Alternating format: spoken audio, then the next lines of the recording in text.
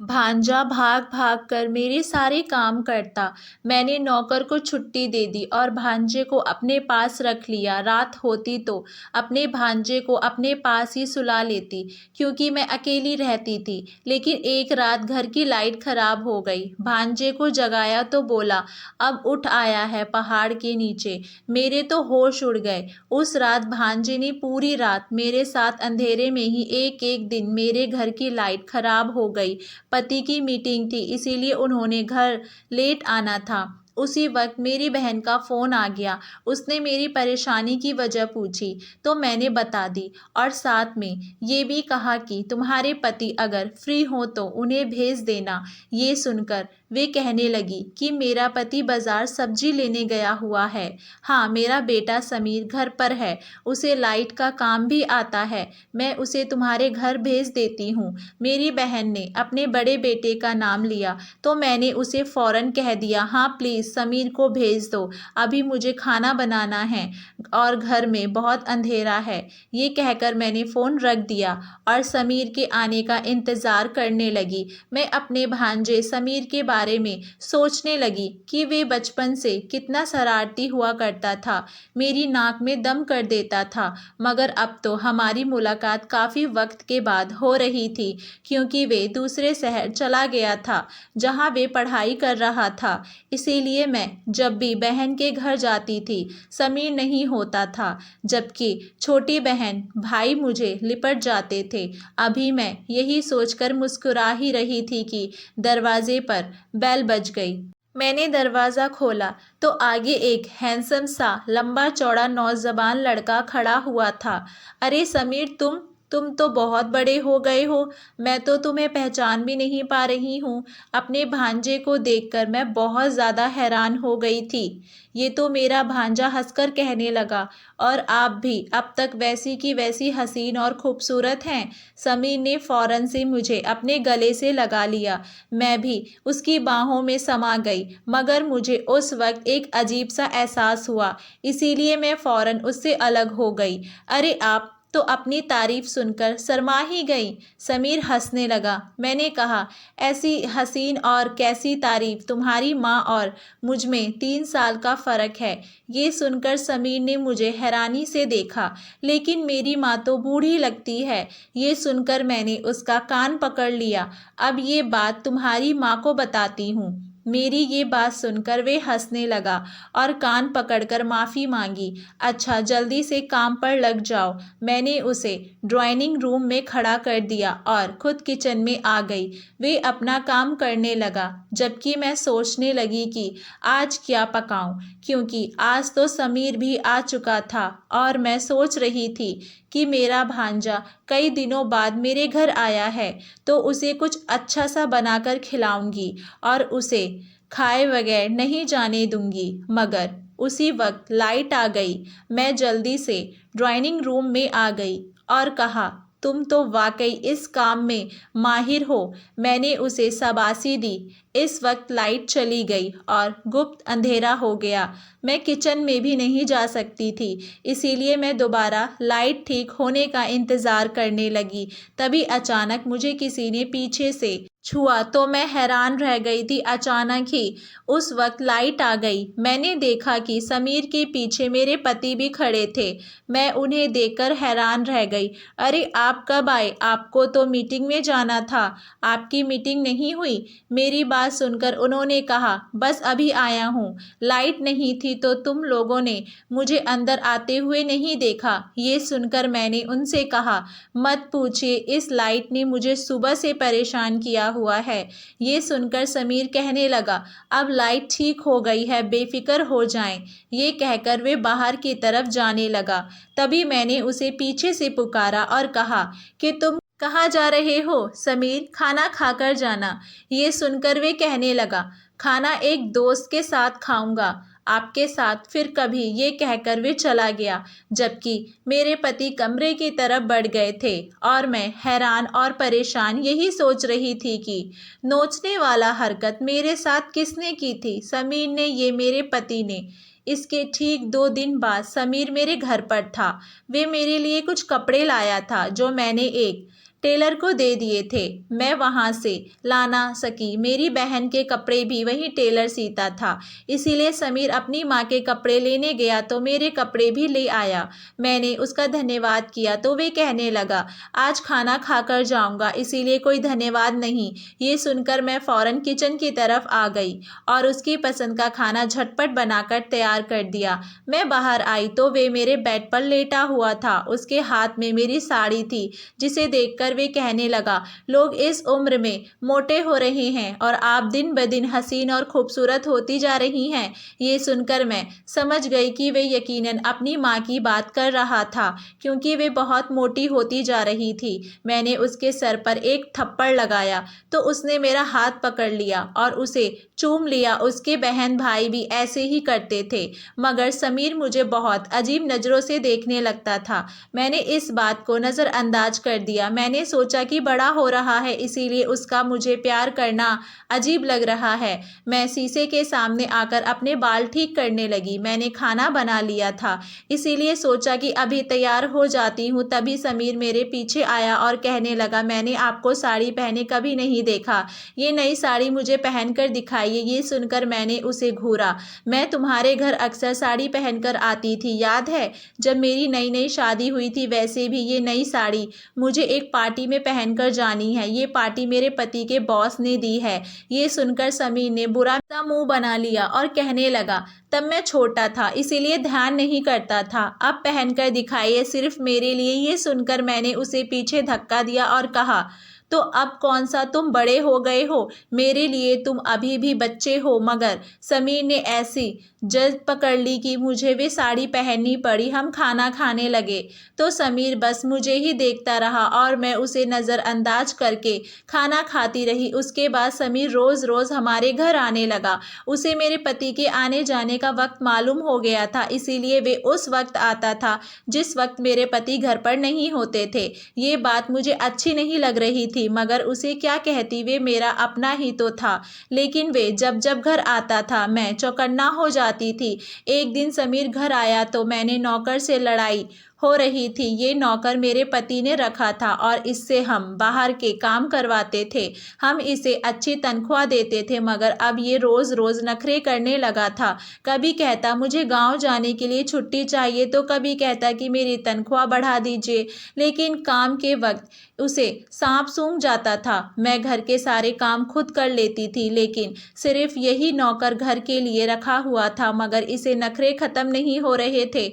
दिन बे दिन कोई ना कोई बहाना बात निकाल के आ ही जाता था। कई बार मेरे पति के इसके पैसे भी डबल कर दिए थे, मगर आज फिर इसने मुझे कहा था कि महंगाई बहुत हो रही है, मेरी सैलरी और बढ़ा दो। ये सुनकर मुझे गुस्सा आ गया और मैंने उससे कहा कि मैं तुम्हारी रोज़ रोज़ की फरमाइश से तंग आ गई हूँ, इसीलिए तुम ये नौकरी छोड़ दो।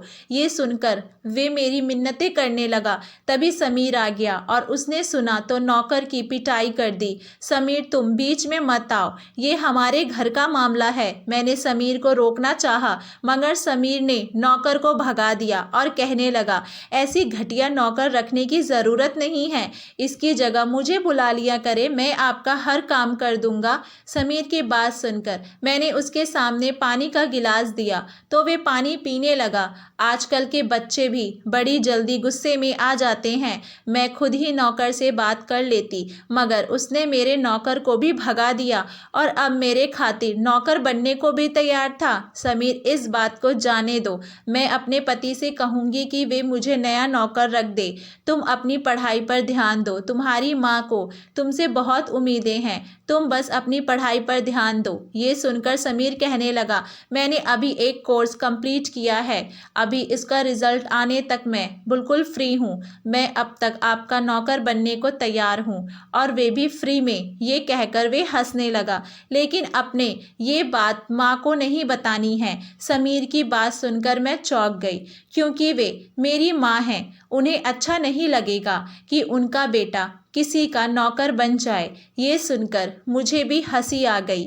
इस दिन के बाद मैंने समीर से कहा कि तुम जब जब फ्री हो घर पर आ जाया करो मेरे काम करने, मगर इस दौरान मैंने अपने पति से कह दिया कि वे एक नया नौकर तलाश कर ले, क्योंकि मैं नहीं चाहती थी समीर नौकर वाले काम करे। मगर शायद ये बात मेरे पति को ध्यान नहीं आ रही थी, या शायद उन्हें अभी तक नौकर नहीं मिल रहा था।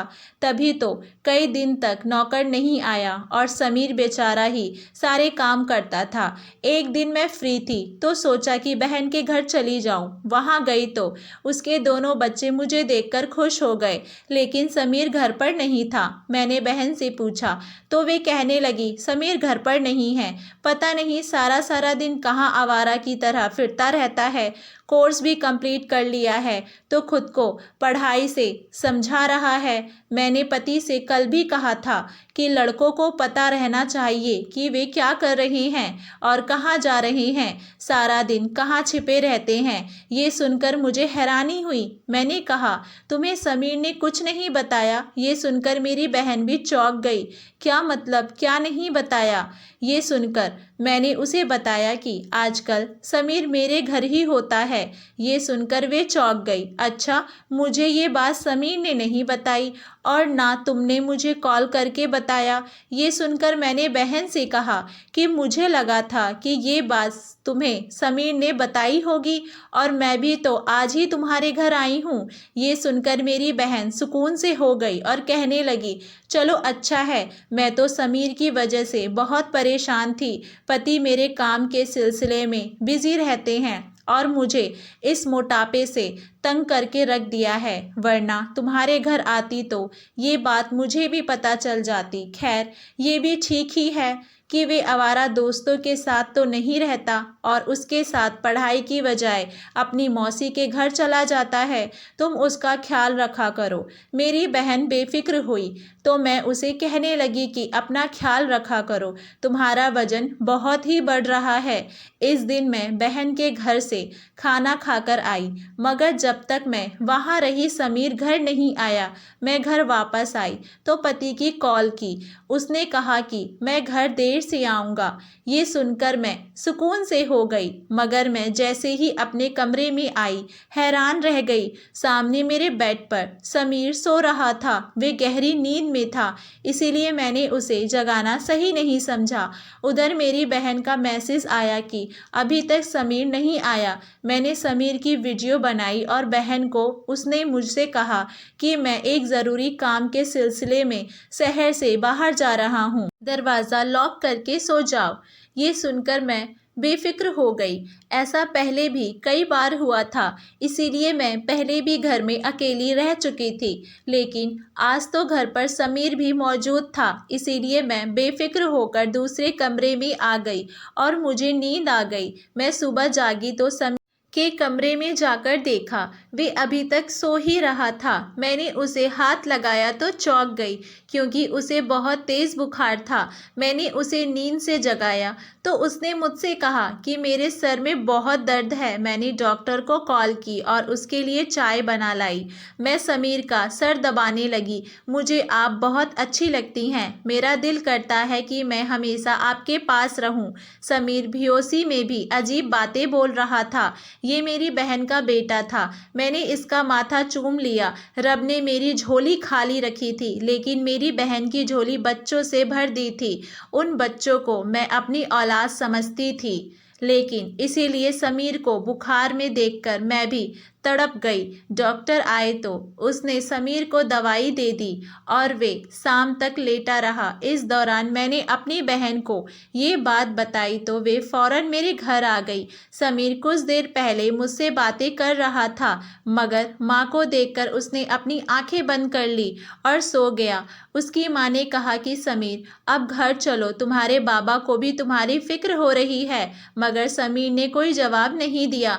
मेरी बहन का चेहरा उदास हो गया था, इसीलिए मैंने उनसे कहा कि समीर सो गया है, जगाओ तो मैं खुद उसे छोड़कर आ जाऊंगी। ये सुनकर मेरी बहन चली गई। मुझे ऐसा लग रहा था कि दोनों माँ बेटे के बीच कुछ चल रहा था, मगर मेरी बहन ने ये बात मुझे नहीं बताई थी। मुझे इस बात पर हैरानी हो रही थी। माँ के जागते ही समीर ने अपनी आंखें खोल ली और मुझसे कहा कि मेरा सर दबा दो। मैंने उसका सर अपनी गोद में रख दिया और दबाने लगी। लगी, समीर तुमने अपनी माँ को देखकर आंखें क्यों बंद कर ली। ये सुनकर समीर कुछ देर तो खामोश रहा। मेरे कहने पर वे बताने लगा, माँ मुझसे खुश नहीं है। उन्हें लगता है कि मैं जो बड़ा होता जा रहा हूँ, बदतमीज़ होता जा रहा हूँ। वे बाबा के सामने मेरी बेइज्जती करती है, इसीलिए मैं घर नहीं जाना चाहता हूँ। समीर की ये बात सुनकर मैं चौंक गई। मेरी बहन तो बहुत अच्छी है और पढ़ी लिखी माँ थी।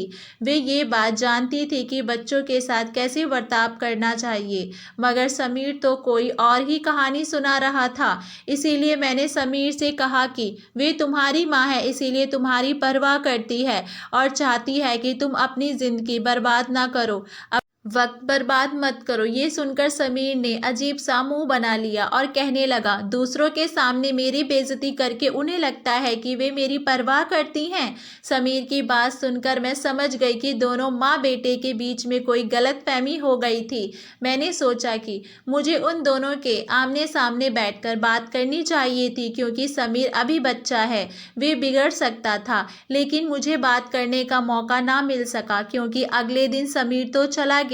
मगर मेरे पति आए तो कहने लगे कि मुझे कुछ वक्त के लिए शहर से बाहर जाना था, तुम चाहो तो अपनी बहन के घर जाकर रह सकती हो। ये सुनकर मैं उदास हो गई और उनसे कहा कि आजकल तुम कुछ ज़्यादा ही बिजी हो गए हो, मुझे बिल्कुल वक्त नहीं दे रहे हो। ये सुनकर मेरे पति ने कहा कि कुछ दिनों की तो बात है, इसके बाद तुम्हारे लिए एक सरप्राइज़ है। मैंने उनसे पूछा कि बहुत कोशिश की, मगर उन्होंने मुझे कुछ भी नहीं बताया और वे चले गए। उनके जाने के बाद मैं सोचने लगी कि मैं कुछ दिनों के लिए अपनी बहन के घर चली जाती हूँ, वहीं पर उससे बात भी कर लूँगी। मगर समीर घर पर आ गया था और कहने लगा कि जब तक आपके पति वापस नहीं आ जाते मैं तब तक आपके पास रहूँगा। ये सुनकर मैंने उसे मना करना चाहा, मगर मैं जानती थी कि वे बहुत ज़िद्दी था, ये बात नहीं मानेगा। इसीलिए मैं चुप हो गई और सोचा कि समीर कुछ दिन बाद खुद ही चला जाएगा, तब मैं अपनी बहन के घर चली जाऊंगी। मगर समीर मेरे बहुत करीब आ चुका था, उसे मेरे घर में रहना अच्छा लगता था। वे भाग भाग कर मेरे सारे काम करता था, मैं जो भी काम कहती वे फौरन कर देता था। मगर जब भी माँ का जिक्र आता तो वे उदास हो जाता था। इस दिन भी मेरी बहन की कॉल आई तो वे समीर से बात करना चाहती थी, मगर समीर ने मुझे डर से इशारा कर दिया और कहा कि माँ से कह दो कि मैं यहाँ पर नहीं हूँ, बल्कि किसी दोस्त के घर हूँ। मैंने समीर की वजह से अपनी बहन से झूठ बोल दिया था। वे खुश हो गया और मेरे गले से लग गया, कहने लगा कि आप बहुत अच्छे परफ्यूम लगाती हैं। ये सुनकर मैंने उनसे कहा कि मैं उस परफ्यूम गिफ्ट कर दूंगी। ये सुनकर उसने मुझसे कहा कि मुझे आप भी बहुत अच्छी लगती हैं, काश आप भी मेरी हो जाती। ये सुनकर मैं चौंक गई और समीर को खुद से अलग कर दिया। आज इसने बहुत अजीब बातें कर दी थी। मैं किचन में आ गई और खाना बनाने लगी। इस बीच समीर के दोस्त का फ़ोन आ गया और वे कहने लगा कि मुझे अपने दोस्त के साथ कहीं जाना है, मैं शाम तक घर आ जाऊंगा, तब हम दोनों एक मूवी देखेंगे। मैं चुप खड़ी देखती रही। वे जैसे ही घर से निकला मैं अपनी बहन के घर आ गई और उसे समीर की सारी अजीबोगरीब हरकतों के बारे में सब कुछ बता दिया। मैंने उससे कहा कि तुम समीर की माँ हो, इसीलिए तुम्हें ये सब सुनकर बहुत बुरा लगेगा, मगर मैं ये सब कब से नोट कर रही थी, मगर आज बताने की हिम्मत कर रही हूँ। ये सुनकर मेरी बहन कहने लगी, मैं समीर की माँ नहीं हूँ। ये सुनकर मेरी आंखें फटी की फटी रह गईं। ये तुम क्या कह रही हो? मेरे पूछने पर वे कहने लगी, हाँ ये सच है, समीर मेरा बेटा नहीं है और ना ही तुम्हारा भांजा है। तुम्हें याद है जब मैं शादी के बाद घूमने गई थी तो वहाँ पर क्या हुआ था? ये सुनकर मुझे सब कुछ याद आ गया। मैंने उससे कहा कि हाँ मुझे याद है, लेकिन उसका समीर के साथ क्या ताल्लुक है? ये सुनकर वे कहने लगी, दरअसल समीर हमें वहीं मिला था, उसकी माँ एक हादसे में मर चुकी थी और ये सड़क पर पड़ा रो रहा था। इसे देखकर मैं रुक गई और अपने सीने से लगा लिया। हम इसे अपने होटल ले आए और हमने फैसला किया कि हम इसे पाल लेंगे। मगर मेरे पति ने कहा कि अगर हम इसे अभी वापस घर ले गए तो ये मेरा अपना बेटा नहीं कहलाएगा। जब ये बड़ा होगा तो लोग इसे बता देंगे कि हमारा बेटा नहीं था, बल्कि हमने इसे सड़क से उठाया था। ये सुनकर मैं चौंक गई और पति से पूछा कि हमें क्या करना चाहिए।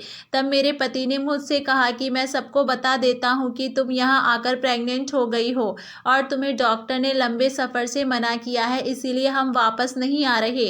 तब डिलीवरी का वक्त करीब आ गया तो हम सबको यही बताएंगे कि तुमने इस बच्चे को जन्म दिया है और ये तुम्हारा अपना बच्चा है। ये कहानी सुनकर मैं चौंक गई। मुझे याद है तुमने बात मुझे भी ऐसे ही कही थी, मगर मैं तुम्हारी बहन थी, तुम मुझे तो सच बता सकती थी। मैंने उससे शिकायत की तो वे कहने लगी मेरे पति ने कहा था कि इस बच्चे को कभी इस बात का पता नहीं चलना चाहिए कि ये हमारा असली बेटा नहीं है, इसीलिए ये राज हमारे बीच रहना चाहिए। ये सुनकर मैं समझ गई कि मेरी बहन ने अपने पति के डर से ये बात मुझे नहीं बताई। समीर मेरा सगा भांजा नहीं था, इसीलिए वे मुझसे ऐसी बातें करता था तो मुझे अच्छा नहीं लगता था। मैं पति के आते वक्त अपनी बहन के घर रही और समीर मुझसे नाराज़ रहा, मगर उसके लिए यही बेहतर था मेरा पति वापस आए। तो उसने मुझसे कहा कि हम ये मुल्क छोड़कर दुबई जा रहे हैं।